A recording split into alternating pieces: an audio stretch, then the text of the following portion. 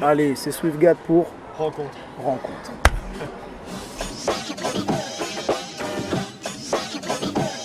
SwiftGad, rappeur montreuillois. Je suis né en 1980 à Bagnolet. J'ai pas fait des grandes études. J'ai arrêté à 17 ans, je crois. J'ai commencé à travailler à 17 ans en tant qu'animateur. Encore aujourd'hui, je suis animateur avec les enfants. Le fait de travailler à côté, j'ai des potos qui vivent que dans leur bulle rap uniquement toute leur vie. Moi, j'ai une vie sociale. Je me lève le matin pour travailler. Grâce à ça, parce que c'est pas le rap qui me lève le matin pour travailler, tu vois. Voilà, je travaille avec des enfants, ça te remet bien en place dans ton ego de rappeur. Non, ouais, pour moi, ça va ensemble, c'est un équilibre. Parce que je me sens plus utile quand je travaille avec les enfants que quand je fais du rap, hein, tu t'en doutes bien. Enfin, pour ma part. Quand je m'endors le soir, je me sens plus utile comme ça. Tu vois une évolution dans les jeunesses? Ça va trop vite. Oui, je vois une évolution, mais ça va trop vite, gros. Ça va trop vite.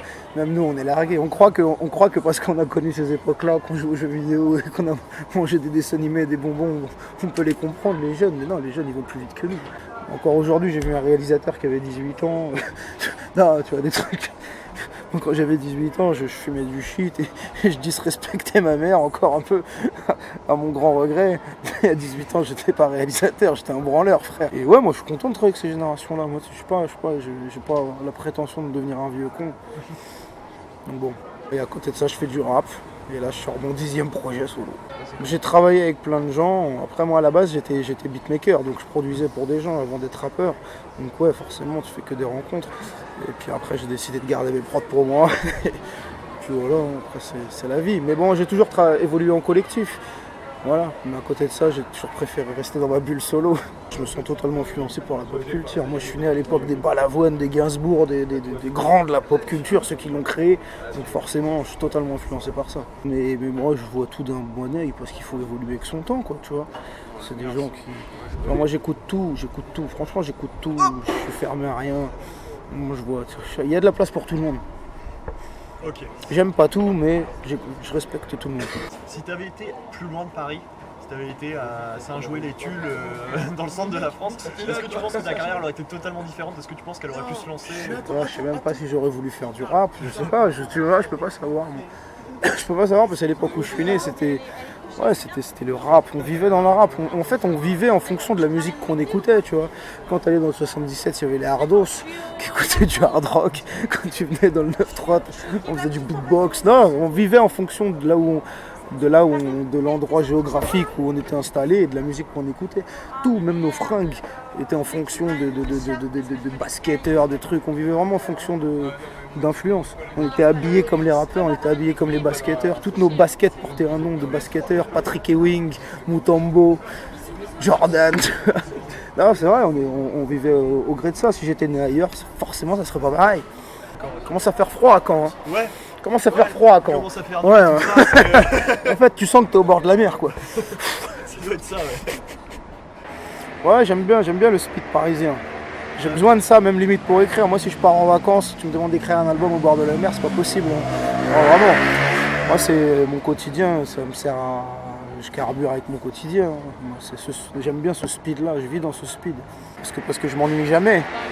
Non, c'est vrai, je m'ennuie jamais à Paris, on s'ennuie pas. C'est vrai qu'il y a ce truc-là à Paris, quand t'as un projet en tête, ça va beaucoup plus vite qu'ailleurs. Ça va vite. Si t'es déterminé, si t'es motivé, ça va très vite. Les banques ne nous suivent pas, mais t'inquiète, il y a du monde, les gens sont actifs quand même. Dans ce que j'ai vécu quand j'étais jeune, moi tu me donnes une Super Nintendo et un paquet de bonbons Schtroumpf, c'est bon, hein. Tu m'attrapes pour 2 heures, frère. Je suis comme, tu vois, NBA Jam, tous ces FIFA, je suis encore dans ça. Ouais, enfin après je suis pas un gamer, hein. Ouais, c'est mes influences, forcément. Un truc qui m'énerve vraiment dans la vie, c'est partir de chez moi en me demandant si j'ai bien éteint mes plaques électriques ou mon gaz. Ouais, ça c'est un truc qui m'énerve, ouais. Ça me stresse. Surtout quand j'ai bédave 2-3 camas avant de partir de chez moi, tu peux être sûr que pendant un quart d'heure je me demande si j'ai bien fermé ma porte et bien éteint mes plaques. Sûr, ça c'est mon toc. C'est plutôt normal en soi. Normal. Voilà. Est-ce que là t'es chaud? Tu viens de chanter, mais est-ce que t'es chaud pour nous faire un petit freestyle? Ah, t'es dur. Pas, non, moi je veux bien te faire un truc exclusif, c'est un son mort qui va sortir plus tard, c'est... Comment ça commence? Moi j'ai tellement touché le fond, je nettoie mon abyssal. Moi j'ai tellement touché le fond, je suis comme ce poisson abyssal. J'ai mon cerveau, mes 10 doigts, je compte les mettre en valeur. Depuis que j'ai brisé ce miroir, je compte les 7 ans de malheur. C'est le revêt de l'apéro. Amigo, je sais que c'est ça que t'adores. Je te refais la déco, mais je remplace Damido par Dark Vador. Une attraction pour les stupes, toujours collé à ton derche. À part ta mère, c'est toutes des putes, mais tu connais pas ton père.